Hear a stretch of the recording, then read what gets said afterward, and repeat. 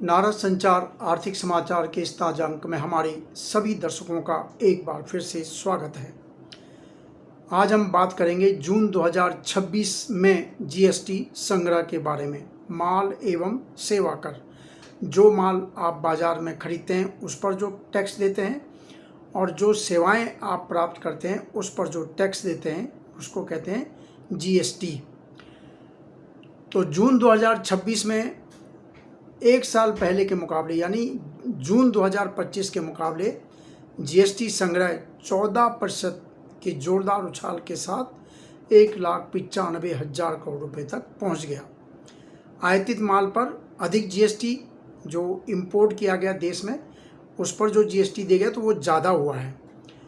और देश के भीतर अनुपालन यानी जीएसटी जो खरीद फरोख्त हो रही है उस पर जीएसटी देने का जो नियम, उसका जो पालन किया गया वो भी बेहतर रहा है। इससे जीएसटी संग्रह लगातार जो है 2 लाख करोड़ रुपए के आसपास बना हुआ है। ये एक बेहतर आंकड़ा माना जा रहा है। हालांकि अप्रैल में 2 लाख से भी ऊपर पहुंच जाता है। हर साल अप्रैल में जीएसटी संग्रह अन्य महीनों की तुलना में ज़्यादा रहता है। जीएसटी संग्रह की वृद्धि में ऑटोमोबाइल क्षेत्र में बढ़ती खरीदारी को बड़ी वजह बताया जा रहा है। जून 2026 में देश में कारों की बिक्री 24% बढ़ी है। एक साल पहले जून के मुकाबले इस साल जून में 24% बढ़ रही है कारों की बिक्री। लगातार कारों की बिक्री तेज है, बढ़ रही है। मारुति, टाटा मोटर, महिंद्रा एंड महिंद्रा की बिक्री बढ़ी है। टाटा मोटर्स की कार बिक्री में सबसे ज़्यादा 65% तक की वृद्धि हुई है। हालांकि कारें तो मारुति की ही ज़्यादा बिकी हैं, लेकिन जो वृद्धि हुई है वो टाटा मोटर्स की कारों में हुई है। जून के महीने में 65% वृद्धि हुई है। वहीं हुंडई कार की अगर बात करें तो जून में इनकी बिक्री पिछले साल जून के मुकाबले घटी है। किया मोटर्स, JSW, MG मोटर की बिक्री में भी अच्छी वृद्धि दर्ज की गई है। देश में बिजली की खपत भी बढ़ी है। अब स्वाभाविक है, जून का महीना है, गर्मी भी हो रही है तो बिजली की खपत भी बढ़ रही है। तो कहीं ना कहीं बिजली की खपत बढ़ना भी जो आर्थिक गतिविधियां हैं उनमें तेज़ी का सूचक मानी जाती है। और यूपीआई लेन देन ये भी जून में अच्छा रहा है। हालांकि मई में इससे ज़्यादा रहा था, लेकिन जून में ये पिछले साल के मुकाबले बेहतर रहा है। और लगातार जो है यूपीआई के जरिए लेन देन बढ़ रहा है, तो ये भी आर्थिक गतिविधियां बढ़ने का ही एक सूचक है। चालू वित्त वर्ष अप्रैल से जो साल अब शुरू हुआ है, पहली तिमाही में अप्रैल, मई, जून की हम बात कर रहे हैं, तो इन 3 महीनों में जो जीएसटी संग्रह है वो कुल 6,32,000 करोड़ रुपए पर पहुंच गया, जो कि पिछले साल की पहली तिमाही के मुकाबले 8.5% ज़्यादा है। हम बार बार आपको बताते रहे कि जीएसटी के आंकड़े कहीं ना कहीं आर्थिक गतिविधियों के बारे में बताते हैं। खरीद फरोख्त, सेवाएं लेना, ये सब आर्थिक गतिविधियां हैं। सरकार ने पिछले वर्ष सितंबर में जीएसटी दरों में बड़ा बदलाव किया था, आपको बताया गया था।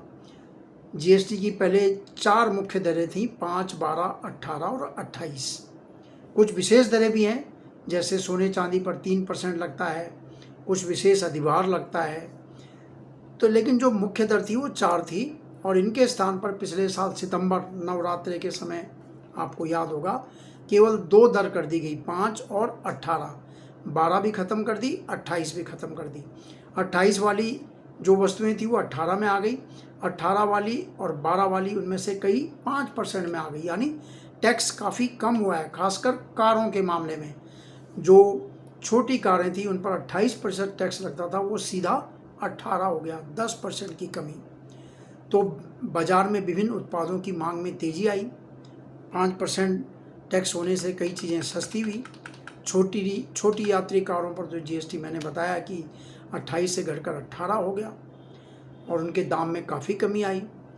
और वहीं अगर महंगी और लग्जरी गाड़ियों की बात करें तो उनके लिए 40% की विशेष दर रखी गई। लेकिन ये 40% दर भी जो पहले की दर थी 28 प्लस सरचार्ज, तो वो दोनों मिला के भी 41, 42, 43 हो जाता था, तो उसके मुकाबले 40 कर दिया है। अब कोई अधिभार नहीं है तो वो भी कम ही है। तो कारें सस्ती हुई हैं, कारों की बिक्री में इसीलिए लगातार जो है तेज़ी का रुख बना हुआ है। तो यही वजह है कि कारों की बिक्री में लगातार वृद्धि हो रही है। देश की सबसे बड़ी कार कंपनी मारुति सुजुकी घरेलू बाजार में अग्रणी स्थान उसका बना हुआ है। जून महीने में अकेले उसने 2 लाख कारों की बिक्री की है। और अगर हम जीएसटी के हिसाब से राज्यों की बात करें, क्योंकि कार बिक्री की बात मैं इसलिए कर रहा हूँ कि कारें ज़्यादा बिक्री और कारों पर भी जीएसटी मिलता है सरकार को, तो उत्तर प्रदेश, पंजाब, दिल्ली सहित अनेक राज्यों के जून माह के जीएसटी संग्रह के आंकड़ों में वृद्धि दर्ज की गई है। उत्तर प्रदेश में वृद्धि हुई है, पंजाब में वृद्धि हुई है, दिल्ली में वृद्धि हुई है, और भी कुछ राज्य हैं उनमें भी वृद्धि हुई है। लेकिन दूसरी तरफ मध्य प्रदेश, राजस्थान, हिमाचल, उत्तराखंड और जम्मू कश्मीर, इन राज्यों का जो जीएसटी संग्रह है वो जून के महीने में घटा है। हिमाचल प्रदेश का तो काफ़ी घटा है। हालांकि पश्चिम एशिया संकट के चलते पेट्रोल, डीजल और रसोई गैस महंगी हुई थी, और इससे जो है, जो हम कह रहे थे सब सस्ता हुआ है जीएसटी दरें घटने से, तो पेट्रोल डीजल बढ़ने से और रसोई गैस महंगी होने से लागत बढ़ गई, फिर चीज़ें जो है महंगी भी हुई हैं। तो ये पश्चिम एशिया संकट फिलहाल जो है, चीज़ें वहाँ शांति की दिशा में आगे बढ़ रही हैं। कच्चा तेल सस्ता हुआ है, कॉमर्शियल गैस सिलेंडर की उपलब्धता पर जो प्रतिबंध थे वो भी हटा लिए हैं। फारस की खाड़ी में तेल, गैस, फर्टिलाइज़र के जो टैंकर अटके हुए थे वो भी काफ़ी कुछ निकल चुके हैं। अब सवाल यही है कि संकट के समय पश्चिम एशिया संकट की वजह से जिन चीज़ों के दाम बढ़े थे, और अब जबकि वहाँ उनकी वजह से जो चीज़ें थी उनके दाम बढ़ गए थे, तो वो अब क्या वो दाम फिर से अब नीचे आएंगे, ये एक बड़ा सवाल है। तो आने वाले समय में ये सामने आएगा।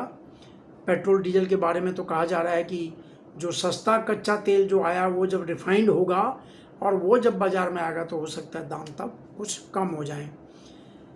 अब बात करते हैं मानसून की। अर्थव्यवस्था के लिहाज से दक्षिण पश्चिम मानसून बहुत महत्वपूर्ण है। जून से सितंबर तक देश में खेती किसानी के लिए मानसून अति आवश्यक है। इस दौरान दक्षिण में केरल से शुरू होने वाला मानसून पूरे देश में वर्षा करता है। आप जानते ही हैं जून का महीना है, जून निकल गया, अब जुलाई शुरू हो गया। लेकिन इस बार मौसम विभाग पहले ही मानसून कमज़ोर रहने की भविष्यवाणी कर चुका है। हिंद महासागर में बनने वाले अल नीनो की वजह से मानसून की वर्षा प्रभावित होने का खतरा उसने बताया। जून का महीना निकल चुका है। मौसम विभाग के अनुसार जून के महीने में जो बारिश होती है आमतौर पर वो 40% कम हुई है और पिछले 12 वर्ष में सबसे कम रही है। इससे पहले 12 साल पहले 2014 में 92.8% जो एवरेज होता है उतनी बारिश हुई थी। तो इस बार जून में 99.5% हुई है, तो 14 के मुकाबले तो थोड़ी ज़्यादा है। लेकिन पिछले 100 साल में जब जब जून में कम बारिश हुई है तो ये तीसरा साल है जो 100 साल में कम बारिश हुई है। तो बारिश का जो है कमी दिख रही है। लेकिन अभी 3 सप्ताह की सुस्ती के बाद मानसून ने अचानक जो है रफ्तार पकड़ी है, ये मौसम विभाग कह रहा है। ये देश के लिए बहुत राहत की बात है।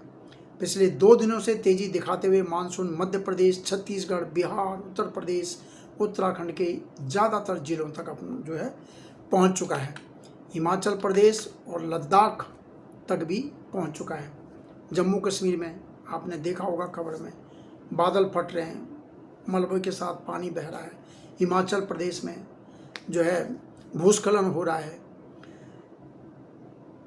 अगले कुछ दिनों में हरियाणा, दिल्ली, पंजाब, राजस्थान, गुजरात के बचे सभी हिस्सों में पहुंच जाने की उम्मीद है। आज 2 तारीख है, 2 जुलाई है आज, और ये कहा जा रहा है कि अगले कुछ दिनों में पूरे देश में करीब करीब मानसून पहुंच जाएगा। तो विभिन्न क्षेत्रों में बन रही अनुकूल परिस्थितियों से मानसून को अतिरिक्त ऊर्जा मिल रही है। ये उम्मीद जग रही है कि मानसून सामान्य भी रह सकता है। जुलाई में अच्छी बारिश अगर हो जाती है तो जुलाई के पहले 10 दिन जो है अच्छी बारिश, झमाझम बारिश होने की संभावना दिखाई दे रही है। मानसून की पहली बारिश ने उत्तराखंड, हिमाचल और जम्मू कश्मीर में जो है अपना रौद्र रूप भी दिखाया है। केंद्रीय मंत्रिमंडल ने भी अपनी बैठक में मानसून की स्थिति पर चर्चा की है। पूर्वोत्तर राज्यों में भारी वर्षा जो बनी है उससे क्या स्थिति बन रही है, उससे निपटने के उपायों पर ध्यान दिया गया। जुलाई की जो वर्षा जो है खरीफ मौसम की बुआई और जो हमारे देश में बड़े जल भंडार हैं उनको फिर से भरने के लिए महत्वपूर्ण है। खरीफ की मुख्य फसलें जैसे धान, दलहन, तिलहन है ना, ये भारत में मध्य भारत का जो है इसमें 1/3 हिस्सा है। तो मध्य भारत जो है धान, दलहन और तिलहन के उत्पादन के लिहाज से महत्वपूर्ण है। तो इस क्षेत्र में पिछले शुक्रवार के मुकाबले पिछले शुक्रवार तक एक साल पहले जितनी थी इस शुक्रवार को तो 23% कम बुआई हुई है। ये असर है उसका। और कुल मानसून वर्षा में मध्य क्षेत्र में 32% वर्षा जो है होती है। तो अब जुलाई में देखना है कि क्या स्थिति बनती है। मानसून की वर्षा अगर अच्छी होती है तो ये 32% जो पूरे मानसून में जुलाई की वर्षा होती है वो काफ़ी महत्वपूर्ण है। तो इस वीडियो में इतना ही। देखते रहिए हमारा चैनल नारद संचार। लाइक कीजिए, शेयर कीजिए और आपका कोई सुझाव है तो उसे भी कमेंट बॉक्स में जाकर आप बता सकते हैं। नमस्कार।